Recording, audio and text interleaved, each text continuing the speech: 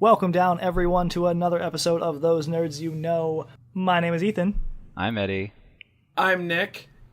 I'm Scott. And we are Those Nerds You Know. Hi there.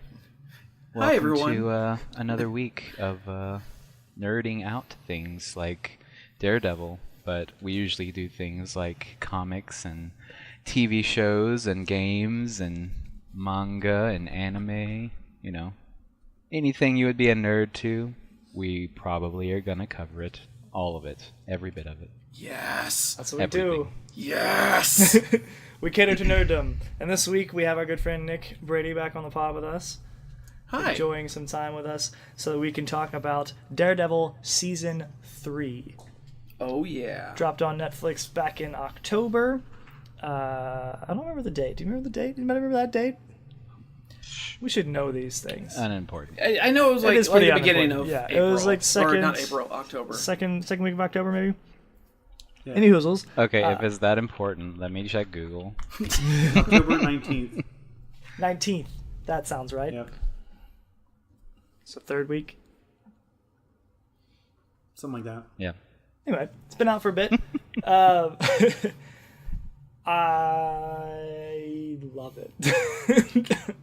Long story short, I really, really liked this season. How did everybody else feel on the whole? It was pretty good. I think I liked it quite a bit. Mm-hmm. I think it was better than the second season, I'd agree. It was great. Oh, yeah. Yeah. if only just because of Easily. Fisk. Yeah, I really liked Fisk. I liked the inclusion of Fisk, and I liked the exclusion of like any mystical nonsense, like the hand and all that nonsense. Yeah, it didn't relate itself to some of that like dragons under the city of New York stuff, like the Defender series did. Mm-hmm. Yep. I felt very grounded. You know, like a lot like season one. You know, just very, very grounded, very personal. Mm-hmm. So. Which was great. So good. All right, well, that was it. Yep, done. Next. Thanks, guys. Congratulations, guys! Great pod. You can find us on Podbean. Okay, so, okay. This season of Daredevil is immediate follow-up to The Defenders, or almost immediate. I assume it's pretty immediate, because he gets spat out of the building that collapsed. Yeah, well, I mean, at the end of the Defenders, we see him lying in the bed with nuns, so... That's true, yes. So it's presumed that he spent several months hurt, lying in bed. Yeah, Yeah. recovering from the obvious building falling on top of him. Yeah, I would say you can probably assume that he was out for the duration of season 2 of Iron Fist and Luke Cage at the very least.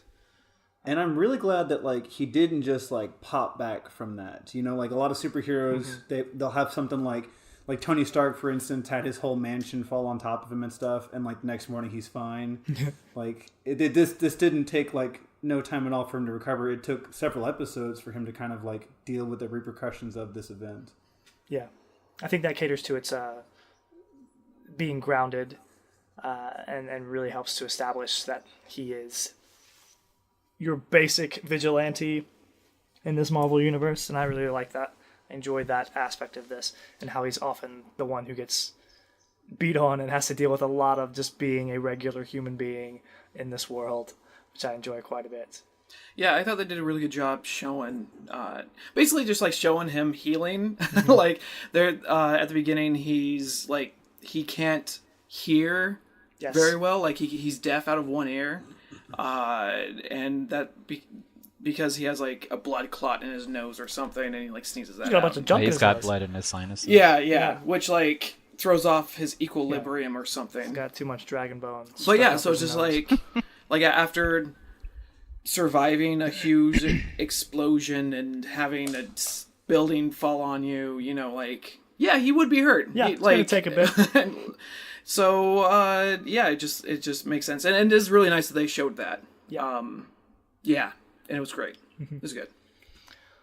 I enjoy that we sort of start this season off with a Daredevil who is just like angry, like angry at God. Sad Matt. Yeah, sad Matt. Aww. I don't know. I didn't like that too much. Because I didn't like it either. I That hated carried Sad over Matt. from season 2, and season 2 was already like a drag. Yeah, I was really worried at the first couple episodes that we were going to get a lot of sad Matt in this season, and I'm glad that it didn't stay that way. Yes. But I can understand why it was that way. That's why I liked it. It's because we didn't have this dumb sad Matt for the whole thing. He wasn't always angry or always complaining. He wasn't like he didn't shy away from being a hero. Like the thing I've always liked about Daredevil in comparison to Iron Fist and Luke Cage is that I've always felt from day one of the Daredevil show, he has been Daredevil. He's been out doing Daredevil things, and he hasn't made excuses to not. Like, I feel like there was a lot of time in Luke Cage where Luke was just trying his best to not be a hero and not do anything heroic. And then Iron Fist is just an idiot. So, I enjoy that we have a Daredevil who is not afraid to go out there, put on the mask, and do what he does.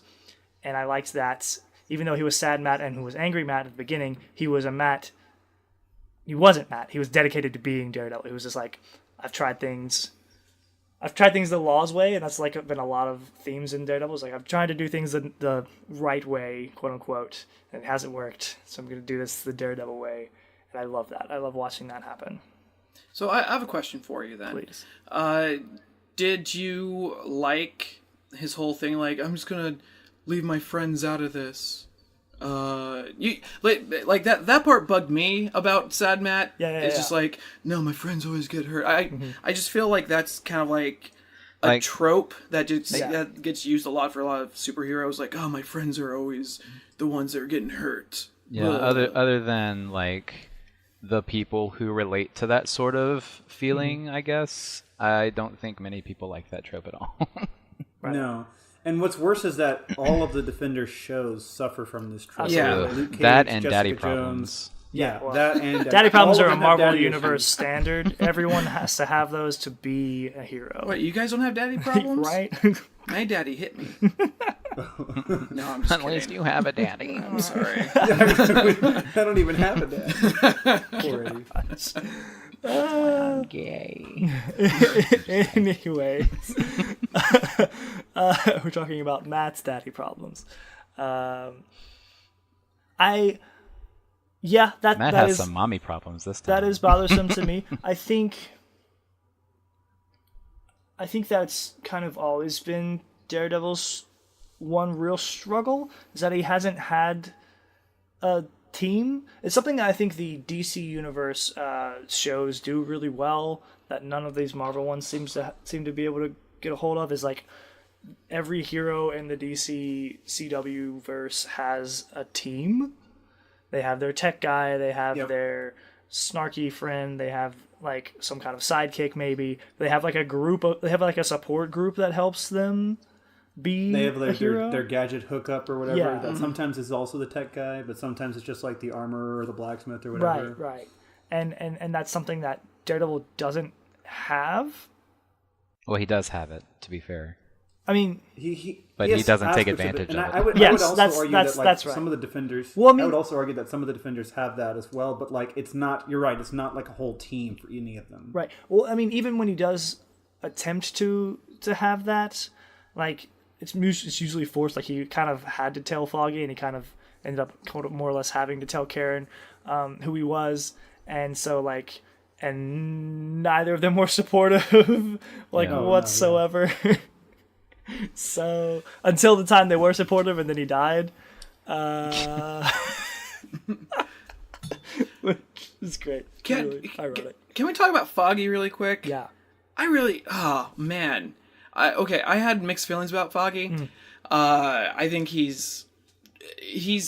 I liked some of the things that was going on with him and his story and his background, but it bugged me how much he's like, the law will bring justice. We must put our faith in the law. When it hasn't worked out, like for a lot, like for a lot of things for him, and he's like, no, the law, man. That's true. That's I haven't thought about that. Yeah. Well, to be fair, at least he's consistent with it because he's always been like that's that. true. That is true, and I think And he that's why needs we to be love him. there for Matt to kind of be a balance to Matt as well.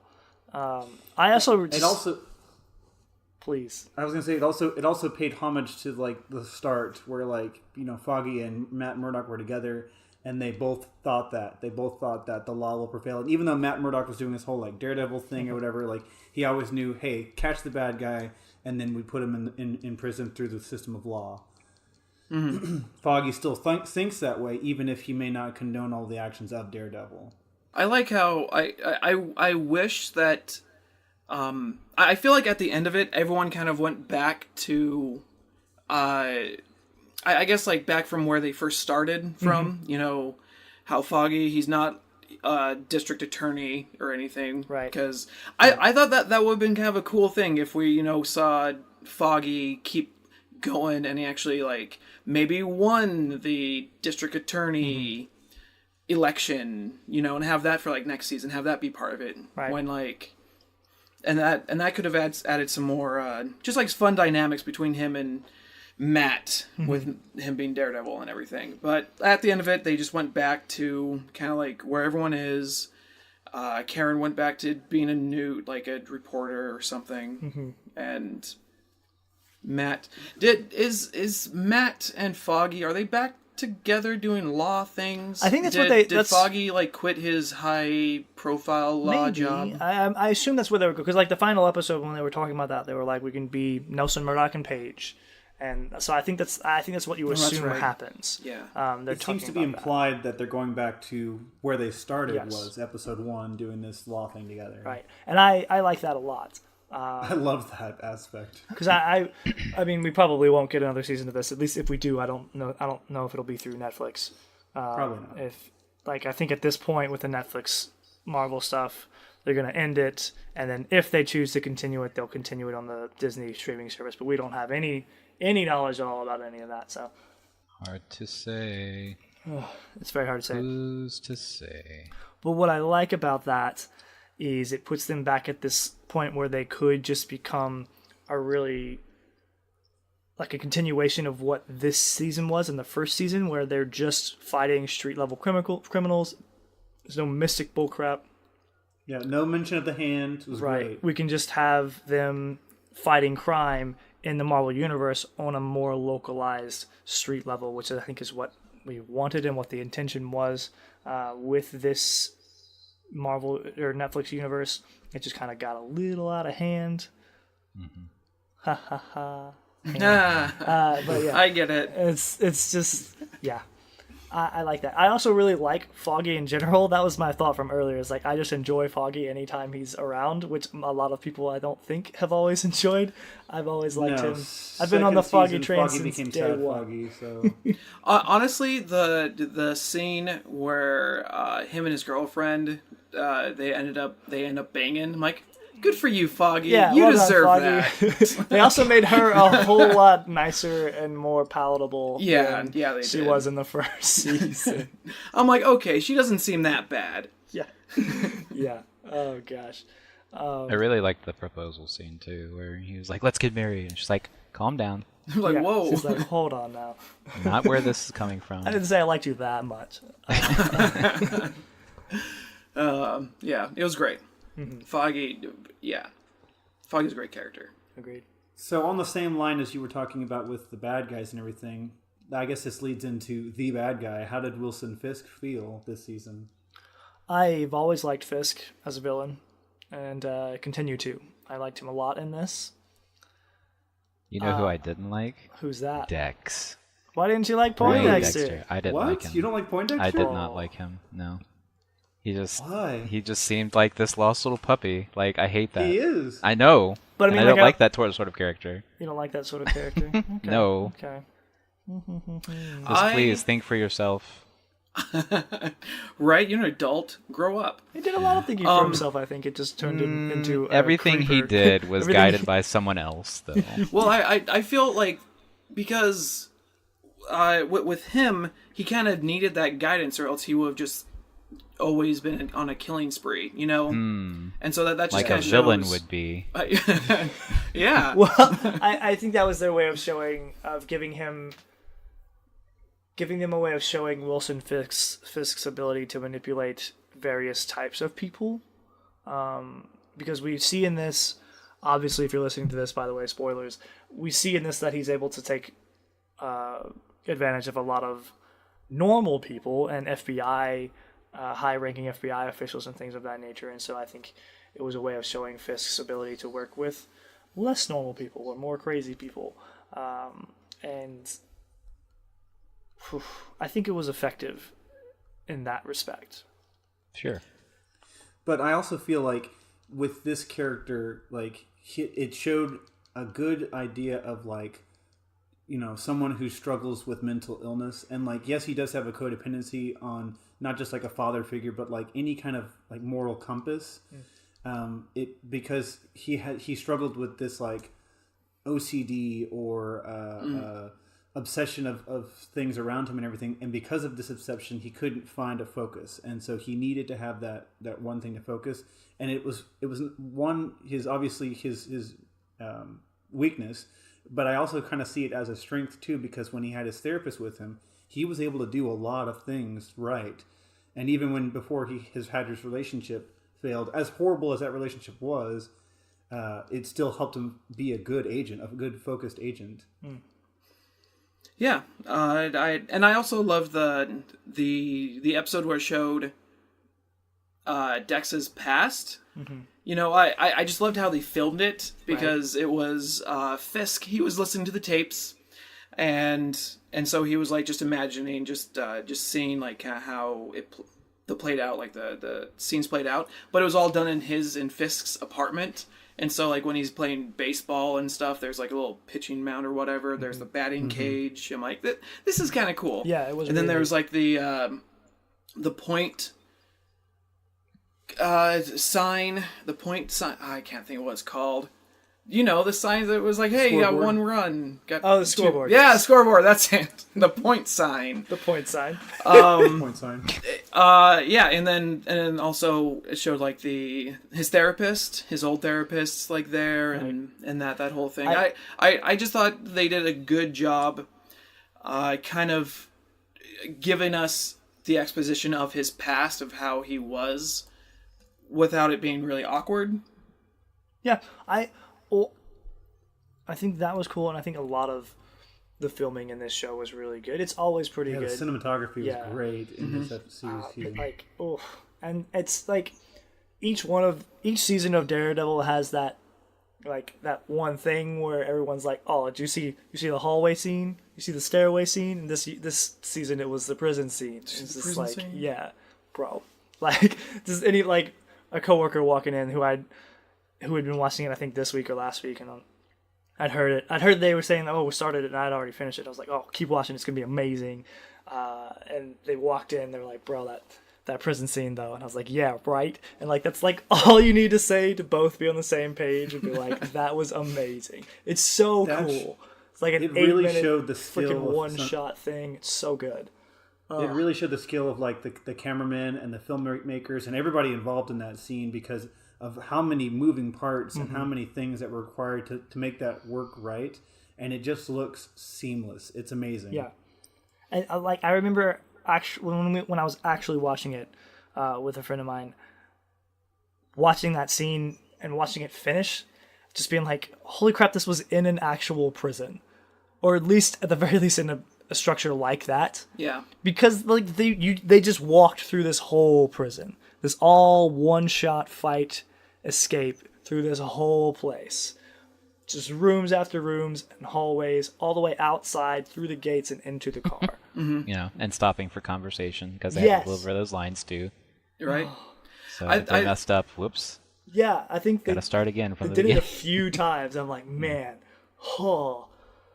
Yeah, that prison scene, it made me actually feel scared for Matt. I was like, either he is going to get captured and like tortured or whatever, or he is going to die here. Like I actually felt dread while watching it, where in like the past hallway scenes or whatever, I'm like, oh yeah, like, whoa, this is cool. Like I was just amazed with how like just how it all looked and how it all went down. But this one actually felt like, oh yeah, crap. Yeah. Well, you could see his stamina draining like for each scene. Like he was getting more and more tired, and you know, who wouldn't?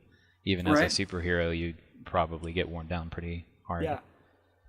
And he also got like got drugged a little bit. He didn't get like all the drug at the beginning, but he did get like a little drugged, and so he was still like dazed from that and everything. And oof, man, yeah, it was crazy. And then from there, that's when isn't that like when Fisk found out that like wait, he's not blind. That's like when he. I think this is when Fisk had finally put everything together. Yeah. Mm-hmm. Yeah. Because I think he already knew by that point, but he just, I guess this was like the test. Yeah, the I final think so. idea of like, let's see what he looks like. Yeah. And that scene and all the fighting that they do in Daredevil and his seasons, I think, is another way, a good testament of how they humanize him, and how you're saying like you really were afraid for him, and like I think you feel that often in his fights. Mm-hmm. Like you feel it when he's hurt and when he's not doing well, because he is very human, and you do care about him, which is like these are like feelings that I've never felt when watching Iron Fist or Luke Cage, because in either situation, in Luke Cage's situation, there are very few things that can hurt him. Right.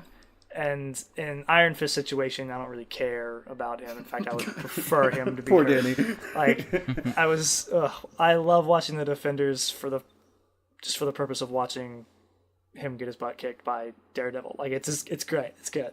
But like you feel for Matt in these, and I love that. It's The realism is on a whole different level. Like when he gets hit, you feel it as a viewer. Yeah. You feel it, and it takes him so much more time to get up. He's not like, your Captain America's where he can take a train to the face and like shake it off or whatever. Like he has to get up and he has to run, and like by the time you see him get into the taxi, that's the actor is panting because he's really actually did that. Like that happened. There was some switches. Like it's kind of difficult when the camera is moving around and everything so quickly that there are some transitions between him and the stuntman, which is seamless again, by the way. But he did do a lot of those own stunts in that thing, and it's just amazing that he like didn't break something or hurt somebody doing that. Right. Can I just say the next fight scene? I don't know if it was like actually the next fight scene, but the fight scene that takes place in the newsroom business place. Yeah. Okay, just at the end of that episode, I started clapping. Like I thought that was that whole episode, and I think it was like just a buildup of all the previous episodes with like the whole sad Matt to prison riot Matt to like Matt being like, okay, yeah, Foggy, let's do this the right way, quote unquote, the right way. And then like it just the lights go off, the power goes off, and we're like, oh shoot. And here's the thing, I saw it like it was like that little part was in the trailer, the whole part where he catches the little rod thing, and then Bullseye, Dex comes in, he's all dressed up in the Daredevil outfit, and he's like, who are you? I'm Daredevil. Like, oh shoot! Oh snap! Like, I was like kind of freaking out. I'm like, oh no! Oh, what?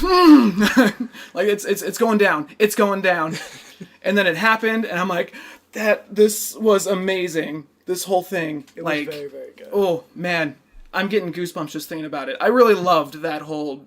For some reason, I think I bring it back just to that episode, but I really do think it's just like it was like, that was just the climax of like everything that we've seen up until then, and then that happened, and then, and then it's like, okay, whoo, that was the big, like, I feel like that was kind of like the mid-season finale type thing. Righto. And then it, continues on with the rest of the story. But, whoo, man, felt so good. I don't think... Do they ever mention Bullseye? Do they ever say call him Bullseye? No. Or is he just Poindexter? I don't believe so. I love that. Yeah, right? Yeah, I'm super happy that we have a Bullseye. Like, I'm so glad that he's finally here. I love it. I'm super stoked for it. Two, I really hope we do get another season so that we can see him in it, being a proper Bullseye. With his titanium spine. Freaking heck. And right. That's what I want, because... we never actually see Daredevil beat him in this season. Right? He never Daredevil does. No, does not... He gets his butt kicked. Yes. Both times that they fight one-on-one, he does not win. And then when it's the three of them fighting, it's Fisk that actually breaks his back. Bullseye's back. So, like, Daredevil still has not actually beaten him, and I really want him to get a shot at doing so. Yeah, so I maybe really he want won't to be see a that little again. lost puppy this time. Maybe, yeah. Maybe this will be his changing point for him. Hopefully so. Maybe now Daredevil is his compass. Like he is to Daredevil what the Joker is for Batman. Like he needs him, whatever, something like that. I really liked the scene where Daredevil caught the baton that Bullseye threw at Foggy. It was so dope. Right? It's so cool. Ooh, it was really fun. I love it when Daredevil fights. That my favorite part is that final fight with Fisk and Bullseye and Daredevil, like fighting in Fisk's penthouse. That was such an emotional fight. Mm-hmm. It wasn't even like, I mean, the choreography was great, but like it just seemed so feral. I mean, Fisk was like fighting for his life, for his wife. Daredevil was fighting for justice and peace, and Bullseye was just like crazy. He's like, "You killed my girl. You destroyed my guy. Like, I'm gonna kill everybody in this room." Yeah, he brought like Jen. Was that her name? Jen? Like her dead daughter, to like the hotel, in the car, frozen body. It's something with a J. It's either Jane or Jenna. Or something Jenny. like It's something like that. I love that. I loved seeing it when he drove up dressed as Daredevil and had her corpse in the So creepy. It was great. So it was so good. I was like, yeah, you have completely lost your mind and you don't care at all. I love it. So, is Fisk the only person that Daredevil has defeated? Like, from his, like, big enemies? Because he hasn't beat Bullseye, Dex. He'd never beat him. And in season 2 and in, like, the Defenders, he never really actually beats them. Like, in Defenders, the building falls, and then in like, season 2, like, it's the Punisher and Elektra. They're doing this stuff. I think he effectively beat Nobu. Yes. Like, the only reason Nobu wasn't dead the first time is because he didn't know that Nobu was an immortal ninja that you had to cut the head off of. But he soundly beat him in the first season. Okay. I forgot about him. And it was Stick who actually beat him finally killed him in the second season. I am really happy that Fisk wore his white suit. Right. And at least once, people refer to him as Kingpin. Yes. I love that he got his name. Yes. Oh man, especially that the FBI called him that. It's like we call him by his code name here. Yes. What's and it that? wasn't forced Kingpin. either, which was so great. Yes. Yeah. Oof. They just call him Kingpin. Oh, it was so good. Do we have any complaints about this season? Other than Poindexter. Other than Poindexter, that's right. Your complaint did start this conversation. So. I really hate Karen's dad so much. Yeah. Like, he's such a dick. He really is. Like it's been like, okay, we get it. You think that she killed your son / her brother. Okay, how long has that been? You and when she calls to be like, hey, can I come home for a little bit? He's like, no. Like, really? It's been what, like years, and you still in mourning? You effing dick. She's your daughter. Karen was also she was a pretty bad person then. She was. And like she didn't really go through that. I mean, like, her redemption, I guess, was running away. Like, so they haven't really had an opportunity to like talk this out. That's so probably it's fresh true. for I don't both think of them, they've I actually spoken since she left. But yeah, I mean, all things considered, her family life is a train wreck. It is just such a terrible. And this, I was happy to see that. I was happy to finally witness her past, because you get hints in the first season, and that's what I had assumed. I was like, oh, she must have killed someone while being under the influence of something. That's what I thought whenever, I think it's the reporter who first talks to her about it, who dies in the first season. And so I was happy to see that, get a little bit of knowledge, because she's like one of the only people that we haven't seen a flashback for in 2 seasons. You know what I mean? Yeah. We learn the backstory of freaking Fisk. We learn more about Foggy. We've seen backstories for Elektra and for the Punisher, and then it's been 3 seasons and we know nothing about Karen's life before she just showed up at Foggy and Nelson, or Nelson and Murdoch. And so it was refreshing to see. I liked it. Yeah, I do really also like how they came back around to her murder that she performed. Yes, true. That came back. Things come back.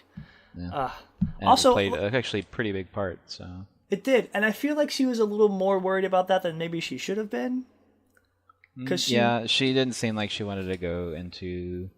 Well, she didn't want to die. Like she knew that she because if she had been taken into custody, she would obviously be killed. That's by probably the true. police. Well, I mean, if it was the FBI, but the police seem to be not as much on Fisk's side. Yeah. Wait, the local police, the NYPD. Yeah, NYPD. Are you talking about the scene where Karen talks to Fisk? Well, I mean more specifically how like she was really worried that someone would find out that she murdered someone and that she could be like tried for it and things of that nature. And I'm like, I get your worry, but there's a few more like facets to that. Like you didn't just walk up to someone and kill them. You were kidnapped. And you defended yourself against someone that you knew was going to kill you. She shot him 7 times, though. Yeah, it wasn't just one shot; it was 7 times. Gotta make sure No, he's but dead. that's still self-defense. Like, Definitely. Like, I think she was well within her right to kill Wesley. But yeah, that scene was great. Even though I liked Wesley. I'd attribute that to actually like being terrified of being killed while being in custody and stuff. Absolutely, yeah. I think she was fine. But she was mostly or there was good reason to be afraid of Fisk, so that is understandable. One of the concerns I had was with Fisk's wife, Vanessa. Vanessa, yeah. So, like in the first season, like we see her, or we kind of like see her do some development, but really she's just kind of there as like an emotional anchor for Fisk, and like there's kind of a hint that she has a bit of a dark side, or that she's maybe at the very least okay with what Fisk is doing, right? But like it just seemed kind of forced for her to be like, and now we're killing people, and I'm okay with this. It just felt like she just turned the switch to evil mastermind very quickly. I mean, I kind of get weird. That, but it's like she's had time to think about this. She's been surrounded by his bodyguards. I think she's known from very early on who Fisk is. Yeah, I think she picked it up like in season 1, like whenever they were like looking at art and stuff. Yes, I'd agree with that. I will tell you something that I did not like. I did not like that Fisk did not kill that old woman for that painting. I'm like, okay, Fisk, you're gonna beat her down. You're gonna like, give me that painting or whatever. Say philosophize while you punch her. You know, however you talk. But he never does. I'm like, what? I liked that because Vanessa, like you said, Scott, Vanessa sort of grounds him, and I think Vanessa is the tool that the storytellers use to humanize him, to make him to make us have a little bit more compassion for him and relatability to him. That, along with the early flashbacks of his life growing up and his problem with his father, daddy issues, #daddy issues. I got that, but at the same time, I feel like it's hard for her to be the emotional anchor for him and also the guiding force to lead him into more evil. It seemed like he was kind of keeping her away from that for a reason. And then now he's like, yeah, let's just do what you want to do and kill this guy for you. Yeah. I think he was more surprised by that than anyone. Yeah. When in that scene, because he seemed very surprised that she was like, kill him. And but I think this was after he went for the painting, and I don't think he wanted to get a piece of Vanessa through killing someone. Yeah. I think the painting meant more to him than killing for Vanessa, because he didn't think Vanessa would appreciate that at the time, I think. Right. But after that, I mean, obviously that's the scene with the kill the FBI agent, whatever his name is, came along and surprised him. So. Absolutely. I think Vanessa has always been aware, but has been like obviously Fisk keeps her out of the details for like plausible deniability and things of that nature, so that she what he does can't come back onto him. But so this was her decision to be like, hey, I want to be in on this. I am aware that you're an evil, terrible person. Guess what? Me too. It's fine. We both like art. Yes, it's all good. So people who like art are bad people. So Absolutely. I tell you what makes me super sad in this is Nadim. I care so much about him, and I'm so sad that he died. Like, I so wanted him to survive this. He had so many chances, though. Like, in the beginning, like, when he first had that, from the very moment he came in and he was interrogating Fisk in the beginning, I was like, you're going to die. Fisk is gonna get over on you, and he's gonna kill you. And I'm like, this is the only reason why they gave him his name and his backstory is because he's gonna die. And then every other turn, I'm like, oh, okay, maybe he won't die. Maybe he won't die. This is going really well. When he was working with Matt, I'm like, yeah, maybe he won't die. And then I'm like, no, he's going to die, and Poindexter's gonna do it. Yeah, well, when he did die, he also had the option to not die then as well. That's true. I thought he was going to be a villain. I thought Really? He was going to be like the first person to turn from the FBI to like work for Fisk, because like at the beginning they show like oh, he's, you know, he has financial issues, and they kind of they show him in kind of like a light where like, all right, the FBI isn't really working out for me. I need to do something, you know, because he needs the money.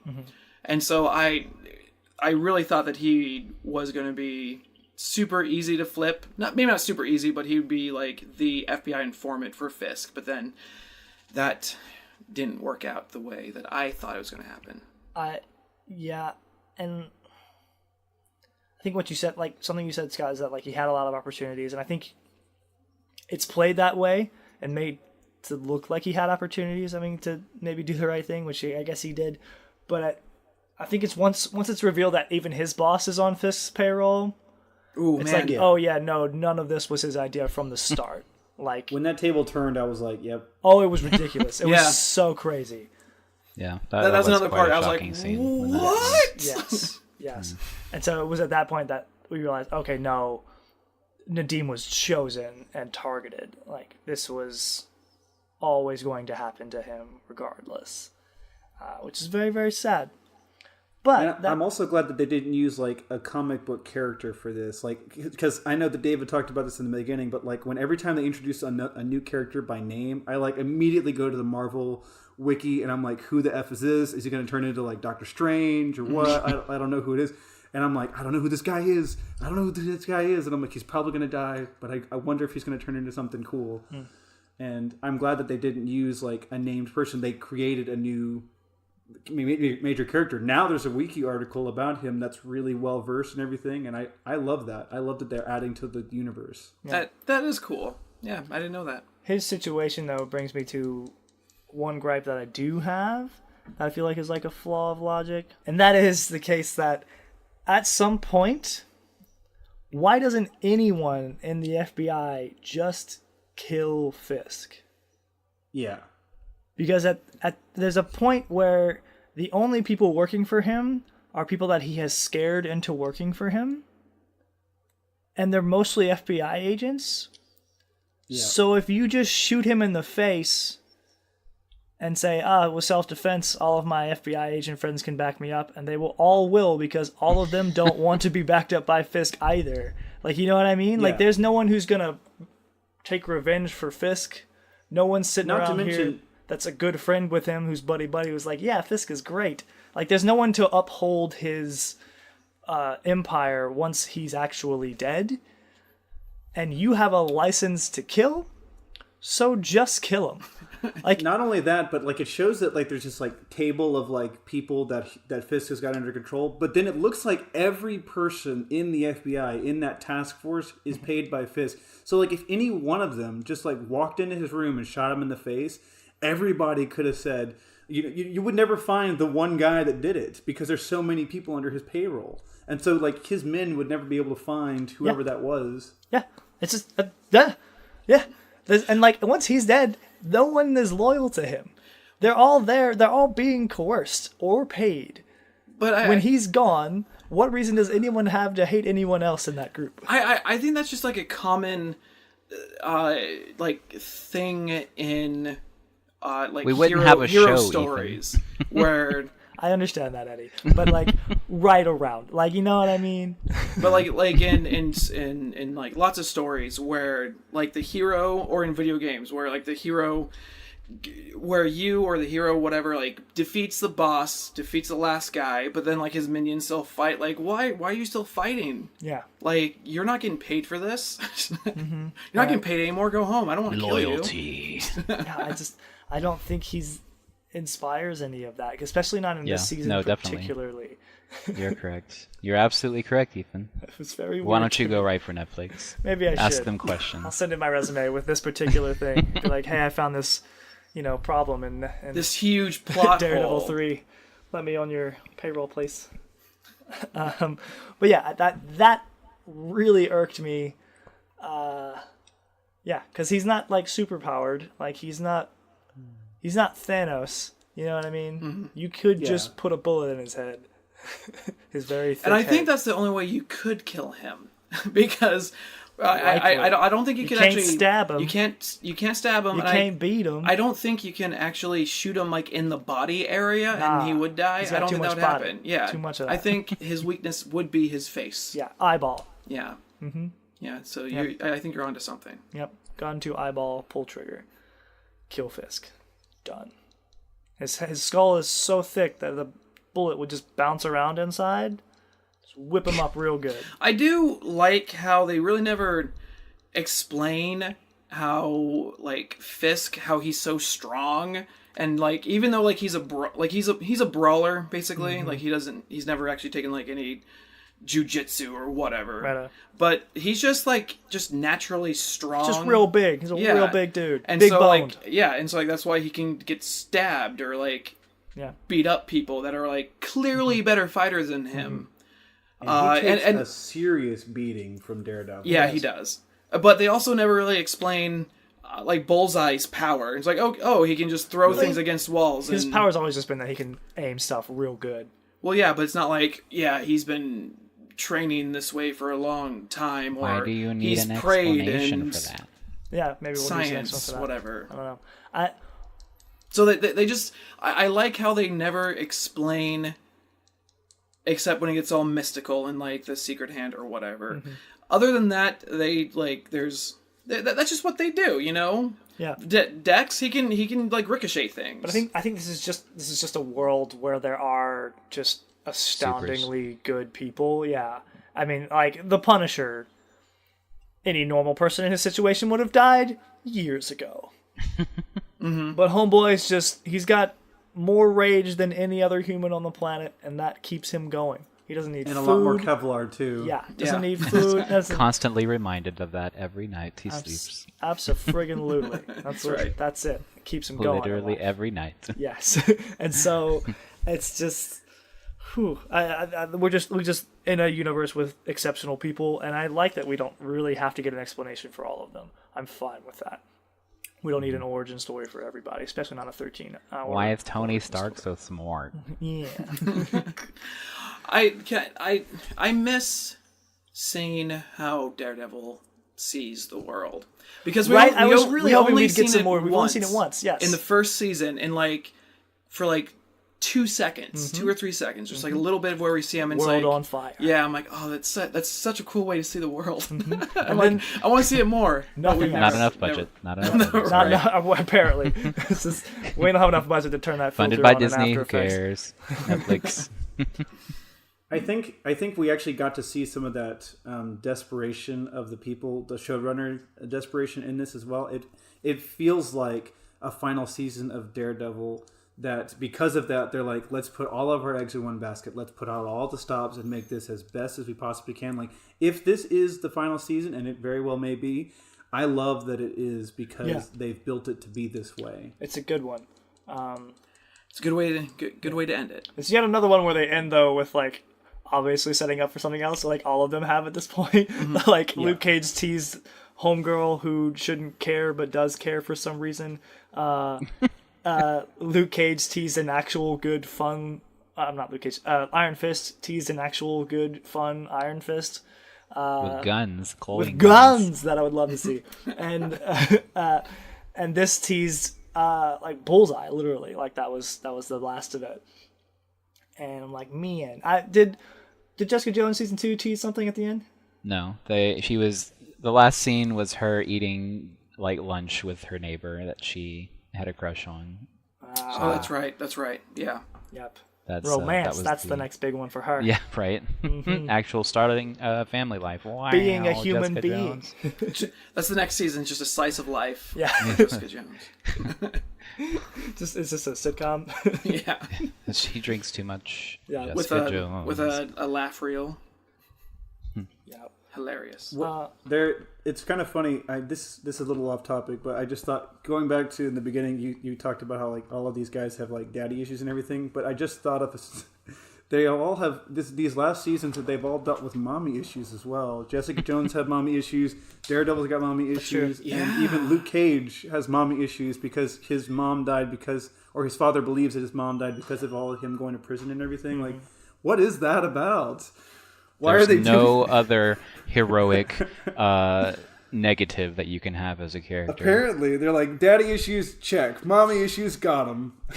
It's like the only thing I can think of is it's like, if you're on your period, with when you're like in the same roommates with like other people, and then you all get on the same sink. It's like that, Just everyone got on the same sink. How all of us know, Mama issues. Right? Yep. Yeah. Menstruation. Awesome. Yep. It's a powerful thing. Super Mommy aware, issues and daddy issues. Anyway, I didn't like the end with Bullseye, that he was getting the titanium spine and also And the weird bullseye eyes. yeah. When it basically just like when he got like the bullseye eyes, I was like, okay, that's a little much. Nah, it's The perfect. ham was very late on thick. Yeah, I'm like, It's so fine. you're Bullseye. I didn't know that No. until now. It's not difficult for me. I'm A-okay with it. Let's have you be Bullseye. I'm cool with it. There are dragon boats under New York keeping it afloat. It's fine. I can look at Bullseye and be okay with it. everybody has an iron fist. Yeah. Yes. Also true. Yep. Literally So everyone. crazy. I was just looking up. I think the rumor is that Jessica Jones season 3 is underway. I think it's So- filming right now. Yeah, that's what I hear. It's filming, and so Dope. I guess there is a future for that, and hopefully there is a future for Daredevil. I don't know. I think Jessica Jones could be the last one Probably. on Netflix, and then Probably could, and then we'll see if Disney wants to revive it on their streaming service. Who knows? I really want them to. I just, at the very least, I want them to keep doing Daredevil. But who knows? I don't know. But we're seeing a lot of Disney think, focus. Oh, go ahead. I don't think that we have to worry too much. I think everybody is being a bit like negative Nancy's over this. Oh, yeah. I think, Well, I mean, I think they canceled Luke Cage and Iron Fist for a reason, in the sense of like doing something else with them, as Yeah. opposed to Disney being like, no. that's the hope, at least. So we'll We'll see. see. And I was going to say, they're focusing a lot on this streaming service, and they're putting a lot of emphasis in this for good reason, right? Like if they're going to take all of their IPs and gather it into one basket, they better be good freaking IPs. And so they're doing all this with the MCU shows, with like Loki and Hawkeye and everything like that. But I'm also seeing, since they said stuff like Iron Fist and Luke Cage will not be gone forever, that instead of putting them in their own show, they may try to incorporate into those streaming services with Loki and Hawkeye and stuff like that, and Maybe make them part of the MCU, which is really, really cool. That would be cool. Is it? Are there other heroes we'd want to see join the Marvel, Netflix, or Disney streaming service universe? Philip Coulson, Agent Coulson. That would be cool. Yes. I was thinking like things that aren't super established. Wolverine being Daredevil. Maybe so. Just comes in, says hello. Honestly, that you would imagine? be a cool place to introduce mutants now that they have them, or Yep. are getting them through Fox. You know what I mean? Mm-hmm. That would be a cool place to do that, I think. Also, I'd like to see Blade happen again. Blade, yeah. Yeah. Yeah, I could. Well, they are- I could see Netflix doing a series, like a Netflix series of Blade, and like that. That would definitely, I think, do well. There was a Blade TV series that happened after the movie series that was played by a different person other than Wesley Snipes, but I do know that Wesley Snipes is in production of a new Blade movie. Which Yeah, is cool. doesn't Wesley like actually own the rights to Blade? He does. Yeah. He became Blade. Like he spent off camera, he spent all of his time in his trailer as Blade, and he would only send like notes to like the director and the producers and stuff in the persona of Blade. Method. It sounds so lame. That sounds very So lame, yes. crazy. Yeah. It's like that Joker from Suicide Squad, whatever his name was. Yeah. Jared Leto? Leto, like Yeah. doing the same thing. He did the same exact thing. He did a lot of like really weird things. What is this? Wesley Snipes teases possible new Blade movie. I hadn't heard of this at all. What the crap? Yep. I'm excited. I mean, like the last one was pretty cool, and I'd love to see Ryan Reynolds reprise his role as part of the Trinity. So I've only seen the first one, and it was great.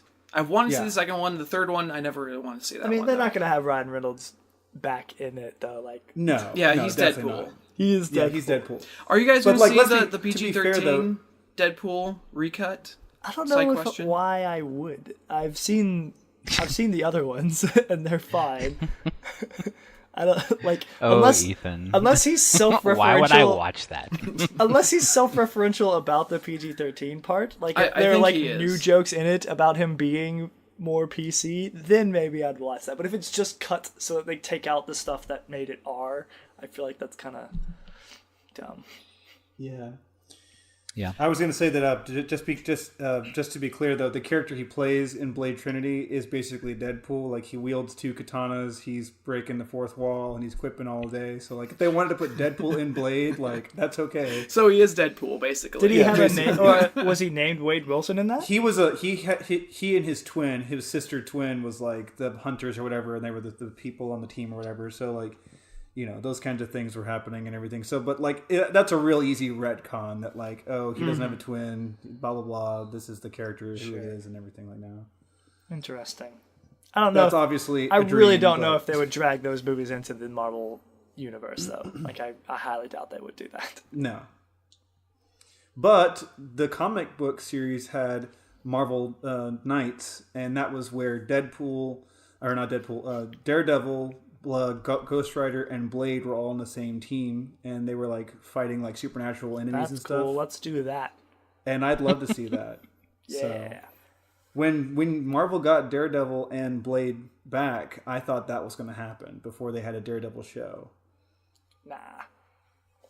But Especially since Ghost Rider came to Shield, fun. so any of it could work. I think that I think would be a more fun and acceptable way of putting some more supernatural stuff into with Daredevil. Like if he's running around with a vampire and the literal like spirit of vengeance of God. yeah. Like that'd be pretty cool, especially with like how Catholic he is. Like I also really enjoy that about the Daredevil Can series. you imagine? Is how visible religion is in the show. Yep. And how like freaking guilty Catholic he is. It's so cool to watch. I love Catholic Matt. Catholic Matt is probably my favorite Matt. Catholic Matt. But yeah, I just think that would be a really fun dynamic, like him and Ghost Rider just hanging about, chatting, talking about God, going to church. That sounds extremely exciting. No, I just think it'd be funny to see Ghost Rider in a church, just like on fire. Matt asks Ghost Rider, so do you believe in God? Like, well, Tell me Blade's something. Do you know who's loading right? his. Are the As long as Catholics right? Ghost Rider is the Nicolas Catholics, Cage. right? Catholics are right. Blade's just loading his pistol with bullets made with silver blessed by holy water and stuff. That's right. It's good. It's real good. If anything, it would be cool if they went that angle with it, like with either vampires with Blade or like actual demons and with like Ghost Rider. That would be kind of cool. That would be kind of cool. Yeah. What, a religious aspect? No, just like demonic. Just Oh. like Yeah, like just a demonic. Because I'm like, I'm really not fond of this idea no, yeah. of it being like surrounding religious. Just give us No. Constantine in that case. Yeah, no. I just I just think that would be fun. I enjoy seeing Matt deal with his. I just like seeing Matt deal with his religion as well as what he's doing, and like trying to like rationalize what he's doing along with that. It's really funny to me. The whole like God didn't save you, I did, blah blah blah. Yeah. Mm-hmm. Yeah. Man. Anyways, we've gotten pretty far off of Daredevil 3, I think. Daredevil 3 was good. Great. Definitely Very watch good. it. Highly recommend. I think it's better than season 2 and on par with season 1. Agreed. 10 out of 10 would Daredevil again. Oh, that's a bit high, but we'll see. Whatever I gave the I- first one so- is what I give this one. So I do feel like, above all, like this is the best Daredevil season that we've seen, and I also believe that it's also, because of that, I think it's also the best Netflix Marvel series that we've seen. I agree. That's very high praise.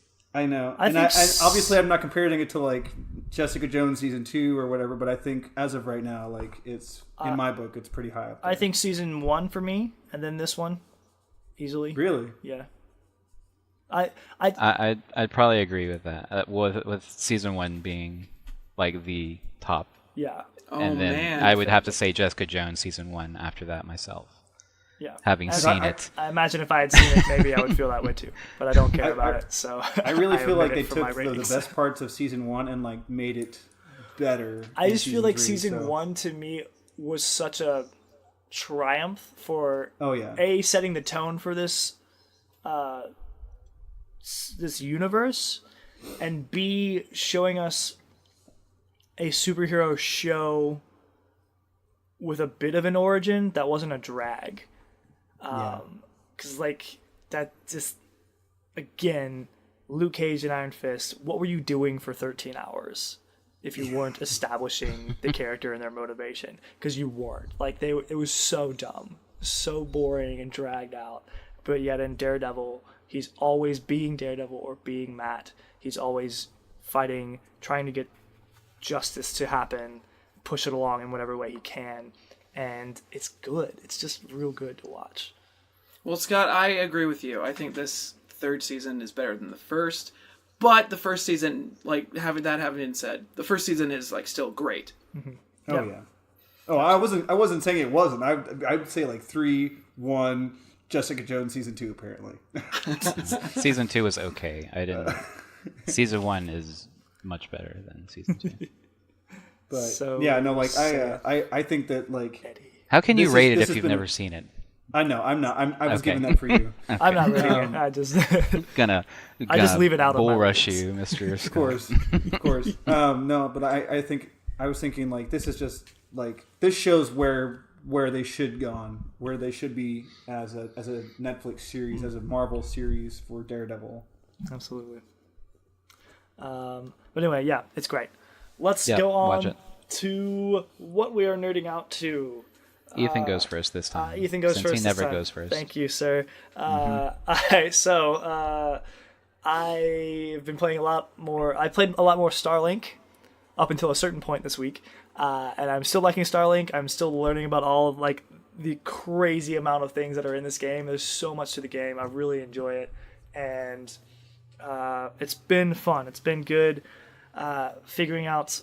Starlink or Moon? It's called Starlink Okay. Battle for Atlas. Okay. It is. Have you heard of it at all? Yeah. cool. Yeah. It's Good. the game that has Star Star Fox Fox on it. game. Yes, Yeah. this game's got Star Fox in it. Star Fox Breath of the Wild.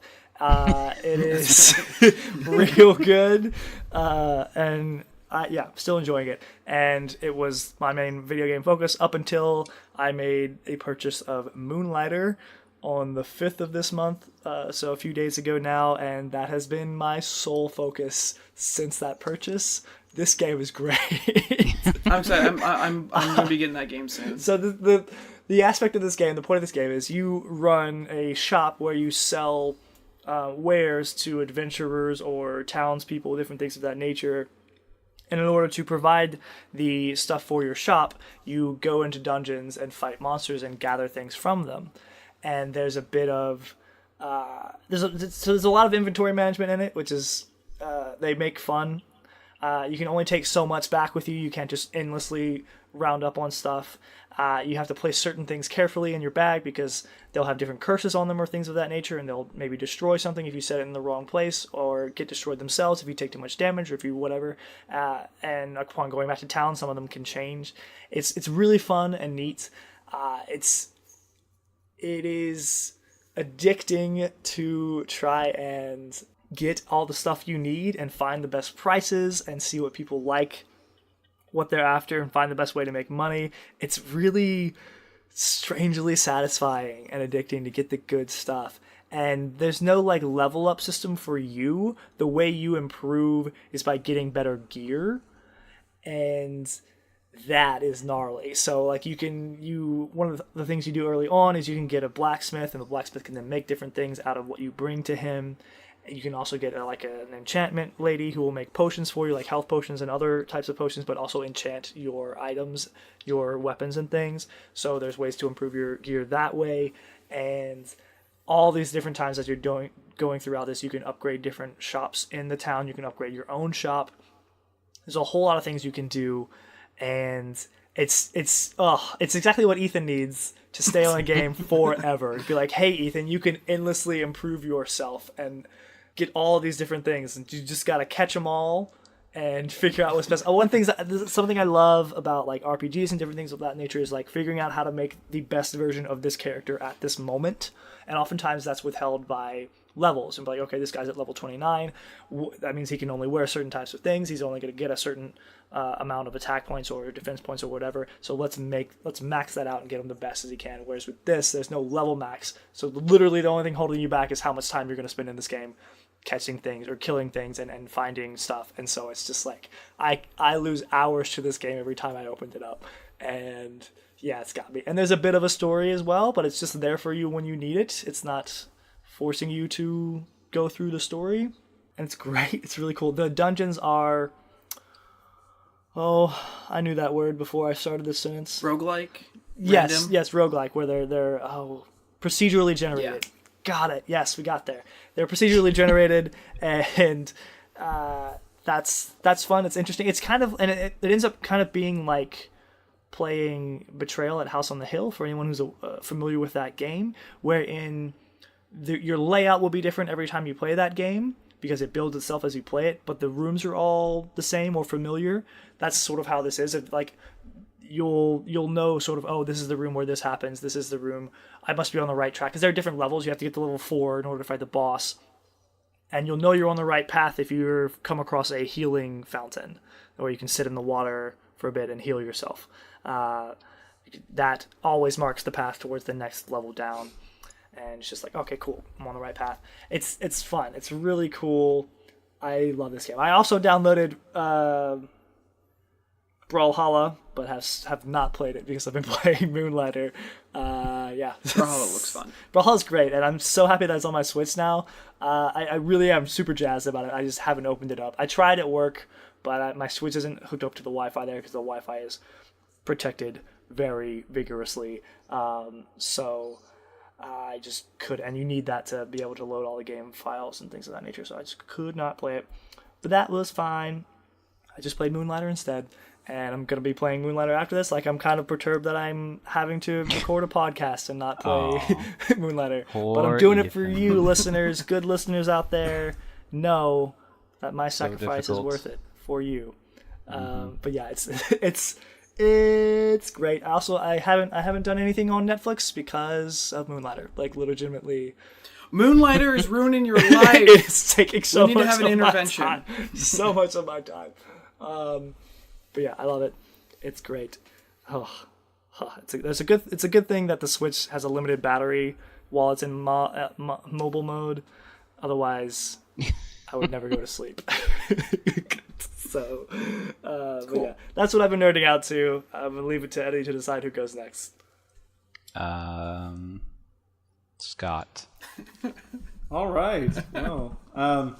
I don't know how to top that, but I just started and finished Castlevania. Haley and I caught up. It's so good. No spoilers. I haven't seen any of it, and I don't think Eddie has finished it. Is that correct? I've seen 2 episodes of it so far. Spoilers. All the spoilers. No. No. Mute but Scott. it was when we first started it out. I was like, okay, like these guys have hyped this up too much. So let's just go at it. And you hadn't I seen was the very- first season, right? No, I had never seen it. So we just marathoned all 12 episodes together, and we just loved every second of it. Of course I mean, you it's did. Now amazing. imagine watching the first 4 and then waiting like a year. I could not. Yeah, I'm Right? so glad I didn't. Nuts. I'm so glad I didn't. Yeah, I'm really glad. Good for I was you, like, Scott. 4 episodes, what the freak? And then like Kaylee and I were like, wait a second, is this how it ended? This is how the first season ended. Like, Yes. bless their hearts, man. Like, Yes. bless their hearts. Bless my Bless heart. their That's right. Bless them all. That is the But, best video game to like movie/show adaptation ever. I would agree. It is Oh, so yeah. good. That's how it's Easily. being regarded by many. Easily. So. Yeah, and I honestly... I don't know. feel like Rampage was pretty dope. No, false. I feel like I have missed a lot of things from it because I didn't play any of the Castlevania games, and to be fair, I probably will never play any of them. They'll come out but- to Switch. Yeah, You'll be able to maybe. play them then. Play You should something them at then, least. because they're very good. They're very good games as well. So Yeah, I have one on my But- SNES that I haven't played yet. yeah, definitely do that, Ethan. Okay. But- Maybe not the second one. The second one's a bit bleh, but it's still a classic, so you should probably do it anyway. Okay. yeah. Thanks, Eddie. And I Simon's know Quest. I know enough about the series to like get some of the tropes, but I do feel like I've missed out on a lot of the things because of it. But it didn't feel like it was that bad because obviously I'm coming in this completely blind, and I just enjoyed every second of it. It was just amazing. Yeah, the creator had a very heavy hand in actually having it written. And 'Cause it he had- shows too. It definitely shows because it feels so very close to, like the characters and the story all feel like it's paying homage to something greater. This great IP, and I just loved it. I loved every second of it. He had like the main writers like rewrite something like 6 times or something. Really? At least for the first season. I don't know about the second season, but Dang. yeah, it's pretty Yeah, crazy. no. That I feel like a lot of shows could pay some respect to that. This kind of care that's taken into this IP. Take a leaf out of their book, please. I think that's it. Like the rest of the day's been kind of like just listening to the rest of the week's been like listening to Critical Role, getting caught up on the old campaign, and also watching my wife play Witcher 3. So that's pretty cool. She has been playing the crap ton out of that game, and it's fun like getting this kind of in-home let's play with her to see how everything's going and everything. So Nice. I may actually pick up one of the novels and start reading. So Go Do it. for it. I heard the novels are kind of meh though. You could Yeah, read one I of the heard as well. 337 books in Skyrim. No. I actually so funny story about that. I watched that video and I was one of those guys that like every time I saw a book and it wasn't the same volume or the same book or whatever, I would collect it and take it home. And I had like a bookshelf of all the books that I was able to find. And my plan was to read all of them. And I read a lot of them, but I was like, this is getting tiresome. So when I saw that video of them like reading all of them, I was like, wow, thank you very much for doing this work for me. I don't know if you're in on this, Nick. There's a video that someone shared with me recently that I shared to our little group chat. It's a guy that read all of the books in Skyrim in the game, which is 337 books, and just breaks them down for you and tells you what they're about and what are the ones that are actually worth your time. It's great. It's a really awesome video. It actually sounds amazing. It's super fun. I'll send it to you. Kudos to that guy for Yeah, doing kudos that. indeed. Wow. Read every Yeah. book in there. That's amazing. He's like, Who's got time He's for like- that? I do, apparently. oh gosh. And he's like, the man who reads all these books has the full picture. I have the full picture and it's not pretty, okay? So That's good. it's just good. Awesome. But I think that's it for me. Well, it's Nick's turn now. Oh snap! Let me tell you, I've been nerding out to a lot. Okay, the first one was Castlevania. Oh boy, that was so good. Have you guys seen Hilda on Netflix? I've heard of it. It's It's an animated good. thing, Yeah, right? it's a very good, fun show. Okay. Yeah, I'll just say that. There's that. I've also been watching Verve. I have Verve, which is like a Crunchyroll Funimation streaming service. Right out. And right now they got like another anime streaming service on there called Hi-Fi. High Dive. High Dive, that's it. And they have Made in Abyss, and they're dubbing Made in Abyss, and so I'm actually watching Made in Abyss right now. That is such a good show. It's so sad, but I love it. Yeah, I've heard nothing but like good stuff about it. Have you seen any of it It's yet? so How sad, far are but you I in love it? Like I'm only watching like the dubbed versions. Okay. And they only have 3 up right now, 3 episodes up. And it's like, Noses it's turn up. Rude. Dubbed. No, I Disgusting. I'm sure that I don't remember exactly what's happened in the first 3 episodes, but you are in for a they ride, my friend. the main chick and the robot boy just went down into the abyss. Like they just dropped down there.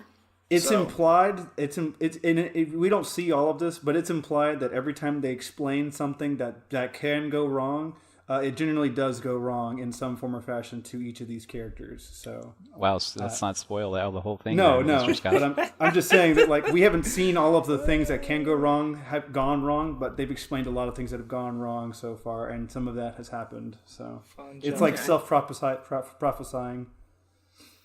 Excellent. I'm excited for it. I'm excited to finish it. Like I like it because there are some shows that I like that I can't binge, and since this one You cannot binge this. yeah, it's like You cannot. it's and especially since the dubbed version's coming out like one a week, and so I'm like it's just nice. It's just nice. Like oh okay, today's Wednesday. I can now watch the episode, the next And episode. you generally want to give yourself about a week after an episode to kind of cope yeah. with what's happened. I just hate that. I hate not being able to binge something. I'm so impatient, and my schedule's so God, erratic. you're so impatient, Ethan. I just It depends on the show. Like there's no, some it definitely shows. depends on Ethan. no, it's just me. Definitely does. It really is me. Like I would prefer you if you're like, oh, Ethan, you gotta like freaking My Hero is a problem. Like I'll catch up. I'll be like, well, I got nothing to do, and then like several months will go by, and I realize, oh, I can catch up on things now. Okay, I would rather just consume something in its entirety. A like large part of why you didn't like Undertale. It's on its last season now. Undertale's on its final season. Huh? Undertale. Oh, Undertale. I'm sorry. I thought you meant Fairy Tale. That's on its final season. Undertale, the video game. yeah. Undertale. Anyways, But yeah, there's that. That's mainly the other one, and there's also Bravest Warriors. Have you guys ever seen that? heard of it? Yep. It's like 5-minute episodes. Those are like funny cartoons under the same same artistry animation of Adventure Time. Yeah, that's right. Same And it's just fun. That's another fun one.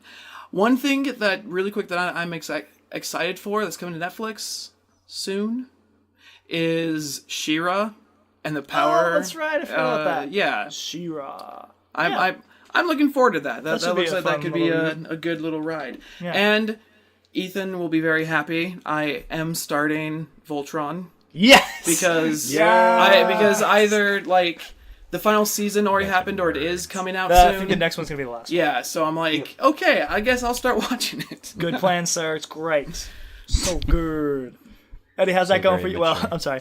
Is that it? Yeah, that's it. I'm done. Cool. Eddie, time to trump everything. Tell us how Voltron's going. I mean, Netflix has a lot of stuff that came out recently, Look at her. and You don't have to- unfortunately, you don't have to make excuses, all right? it's been on the back burner again. But it's going. Netflix has but, been killing it though. They have Yeah. had a lot of good They stuff come always out. do, man. Netflix has got some stellar content right now. Yarp. I got into the Fallout 76 beta because one of my friends is awesome. Yeah. Nice. was- Yeah. Okay. Awesome. I wanna re-endorse Like, that. I don't have any sort of like, what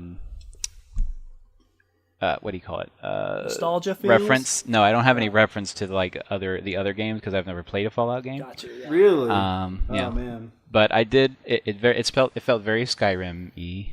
Yep. But the environment was a lot more fun, I think, because it's a lot more random and, obviously wasteland of of chemical and atomic warfare and stuff. So lots of things are mutated and running around, like possums that have feet growing out of their back and 3 heads and ticks glorious. the size of your face. Yeah. Yeah. So I feel like I've mentioned recently that I've never played a horror game, but I feel like I might want to. I remember distinctly playing Fallout 3 and refusing to go into an area because it scared me. Like, oh man, we have to. Really? I look. Whenever we get together again, maybe at PAX, I'm going to get Amnesia, and you're going to play that, and I'm going to watch it, and it's going to be hilarious. That's fine. No, I just Good like there Lord. in Fallout 3 there are these things called ghouls, which are just like people who have been like irradiated so much that they're basically just like zombies and like just they're in there as well. Nasty creatures. And like I remember walking like into a doorway into a hallway of an area that had like one, and I was like, nope, not going in here. Just turned around and left. I was just like, never going in here, thanks. I also got like charged by a bunch of very large on fire ants, and I was like, this is not for me. I am in such it's not fun. Anyway, you have a great friend that got you into the band. Oh, I do have Amnesia. Good, I already have it, so that's on the list to do, Mr. Ethan. Okay. Let's see, what else? But it was fun. I mean, it was like for 3 hours, and it's got multiplayer, so I played with my friends, and we had a fun old time. Also, it was funny because I accidentally... Apparently, there's like a griefing protection thing. Obviously, they'd have to have one. It's not initially PvP. I'm sure they'll have like servers that will allow that, but I accidentally hit one of my friend's turret guns with my knife, and they immediately all started like firing on me. Oh so no, that was fun. Yes. It was very fun, and I didn't know how to like remove my bounty that on my wanted price or whatever. So the last hour of the game was me like avoiding their crap. So that was fun. Let's see what else. I also I recently bought Sid Meier's Civilization 6 because my friends were also playing, and I've never played a Civ game. The most recent one? Yeah. It was on sale. Of course it was. Hey, it was 67% off. I bought that stuff normally $80 for like $25. Sounds great. And you've actually played it? I did. I played last Wow. night. It's super confusing. But I'm enjoying it. I'm probably going to play more tonight after I get done with work. Good time. But I'm going to play Moonlighter, Yeah. That's how things go. So it's like a lot of... I really, really like how it's like you go through ages and stuff. Like you can see the progression from ancient times to, futuristic times. I think that's really cool. But other than that, I've been watching Sabrina, which is really cool. Oh, nice. Yeah, I hear good stuff about that. I need to start. It's got a lot of like... I mentioned this in the text, but it's got a lot of Harry Potter vibes to it. Yeah. Sabrina is very Hermione-like. Hermione Granger. But she's very intelligent, obviously. She knows a lot of like random facts and stuff that she happily tells her friends whenever they're talking about things.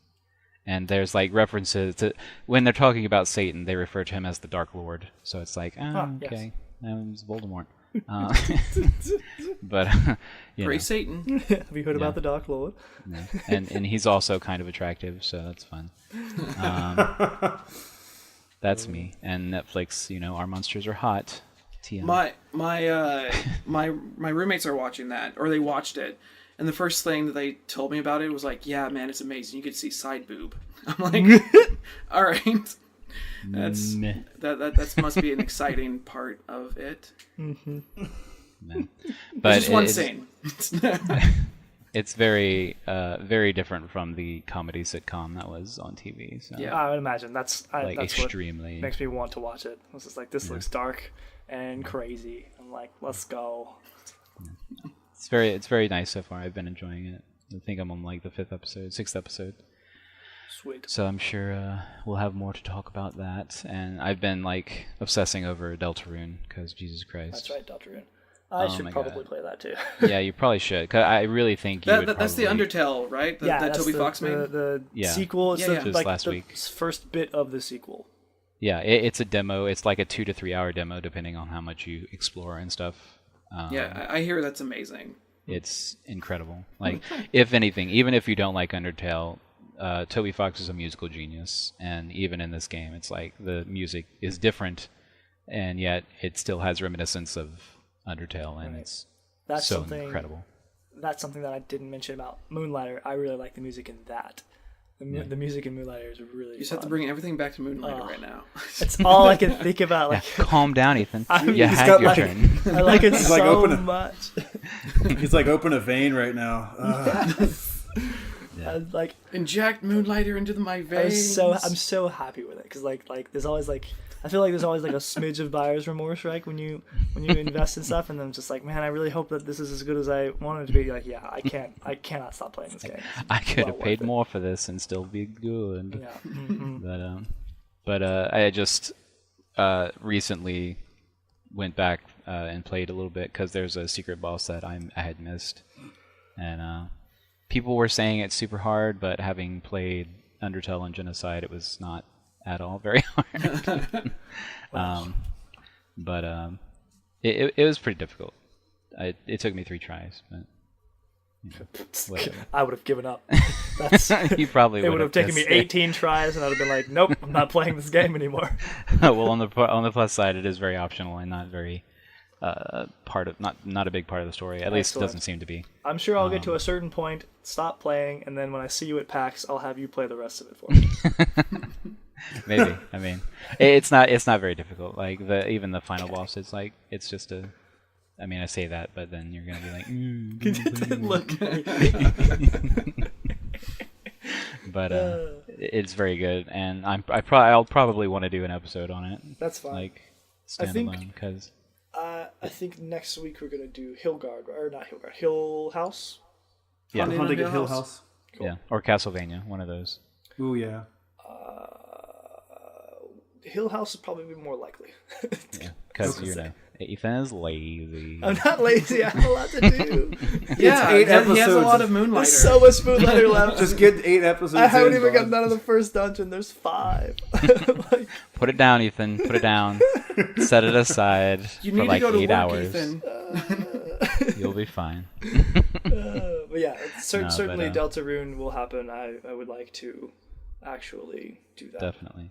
And Scott can play old Undertale. Yay! Buy it on the Switch. It's only $15.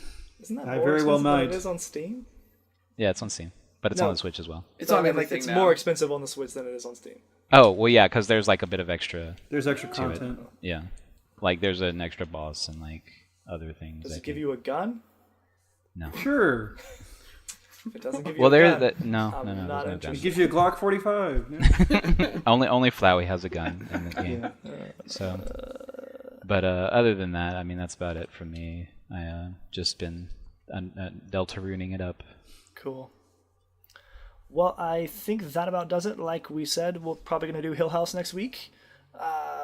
Again, The Haunting of Hill House. Yes, Haunting of Hill House. I have not seen it, and I will not see it. But all of our co-hosts here have seen it. Nick has seen it. He may join us again, and they will review it to me, and I will decide whether or not it is worth your time. Yeah, that's fair, I guess.